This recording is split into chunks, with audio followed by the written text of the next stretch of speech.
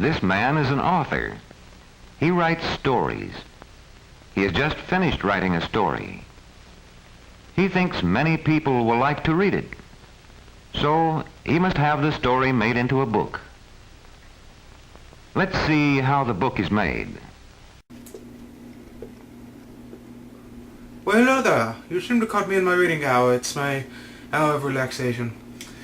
You know, I have a lot of fine and odd interesting books, so I shall take you to the Belvin West Wing Library. Shall we go then? Here in the Belvin Wing Library, we are more fond of the library exchange program, so the books owned are kept at a minimal level. But the ones I do have a special meaning in my heart, and some of them are kind of rare. Some of them are just odd, and some of them are just fucking sweet. So I'm going to take you through some of my favorites. I have them in a short pile right here. I'm sitting on a 300 watt bass amp, so I'm like 4 foot off the ground, but got my Star Wars poster, an original Star Wars poster. But one of my first favorite books of all time is One Flew Over the Cuckoo's Nest. I bought this book for 81 cents plus tax, including tax, so best buys of my life almost. The making of Star Trek, because it takes you through the making of how they did the sets, along with how they actually got the show produced and got on network television. And you all probably know that I'm a film major, so anything of that interests me. The Necronomicon. If you know what this is, you get bonus points. And I don't have it for the reason a ton of people have it. One reason is Evil Dead, my favorite movies, and the fact that it's just kind of cool and it goes into like ruin and stuff. So I'm not why most people would have that book. It's just a pure educational purpose only. One of my favorite books of all time, and probably always will be, The Great Gatsby. F. Scott Fitzgerald, one of my favorite writers. Love this book. Who doesn't love Alice in Wonderland? That's right, I'm man enough to admit that I love Alice in Wonderland. Wonderland. Hamlet, huh? Reference vlog number 2. Or Carl's vlog number 2. I'm a film major, so script writing 101, no brainer, it would be in my collection. I've read it a couple of times. Every time you read it, it gets more and more. You read it the first time, you get the gist of it. You just go back for technical reasons. I love Bruce Campbell, hence Evil Dead. This is his autobiography, and if you ever enjoy him or film or anything he's ever done, this is a great book to pick up and read. Eventually you're not going to be able to see me because I'm piling the books up here, so... Okay, this is one of the gems of my collection. The Rocky Horror Picture Show, 1979. You know, it includes piano music on how to play the songs, it includes parts of the script, it includes playbills, it includes all the lyrics to all the songs. But more importantly, this book is signed by the guy that played the criminologist. Anybody want to guess on how much this cost me? Anybody want to know why I'm at a community college? There's nothing wrong with community colleges. I got this for $5 at a, I don't know if it'd be like a swap meet or a, kind of like a flea market, but the woman was good friends with him, and the book is dedicated to her from him. So I got it for $5. It's got a lot of cool pictures too. But I am a huge Rocky Horror fan. I go a couple of times a month to see it live, and I dress up like a transvestite.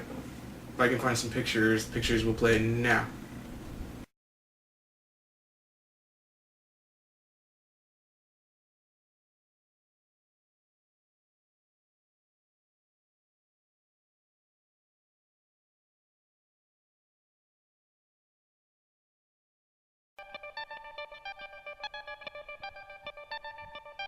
The Kite Runner, I thought it was an amazing book.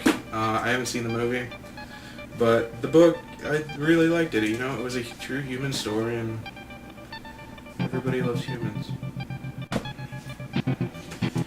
I don't know if anybody saw The Last Lecture.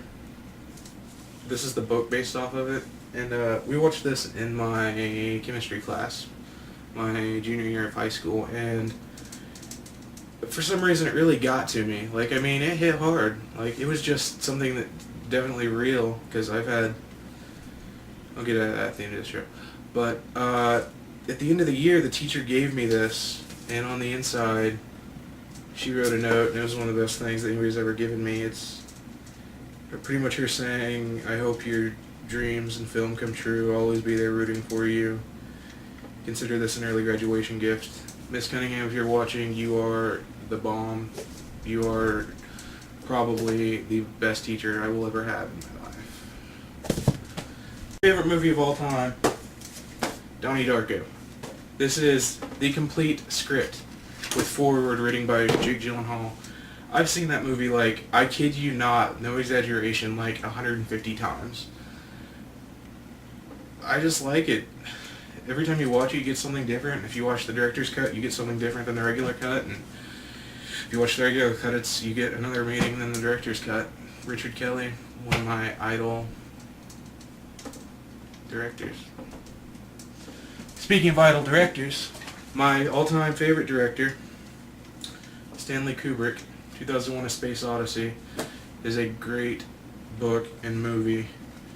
Eternal Sunshine of the Spotless Mind, second favorite movie of all time. This is the full script. Another collection of Fitzgerald stories. I love Fitzgerald. I mean, he's just the way he writes. It's beautiful. Brings tears to my eyes. Second favorite graphic novel of all time, Watchmen. Loved the movie. Actually, look at this. That is an original Watchmen movie poster. Don't ask me how I got it, because I'm pretty sure it's illegal. I'm getting buried here. My all-time favorite graphic novel, The Umbrella Academy. If you've heard of this, you probably know that it was written by Gerald Way, the singer for My Chemical Romance. And before you're like, oh, that must suck. He went to college to be a comic book artist, and he does it very well. I mean, it's a great storyline, especially for musicians. It has a cool, underlying tone. Oh yeah, and that brings me to the part of my collection that I'm just going to show you in bulk. These are all comic books. Some of them are like #1 Thor and like 1920s propaganda Nazi comics. Also have a Jimi Hendrix book from his box set in here. It's like all the original Thor. It's got like a bunch of the old Batman. The original Star Wars comic. So I'm banking on this box of comics to pay for my kids to go to school when they decide to, because I will make them decide to. Anyway, sorry about not being able to get last time. Some medical things came up, so I'm going to push on through that. Thank you guys for all the thinking of messages, and it meant a lot. So, keep on trucking until I die. Which may be never, with the help of the Necronomicon. I'm kidding. I don't use it for anywhere near that purpose. So, okay, you guys. Have a good week. See you guys in a week. A week.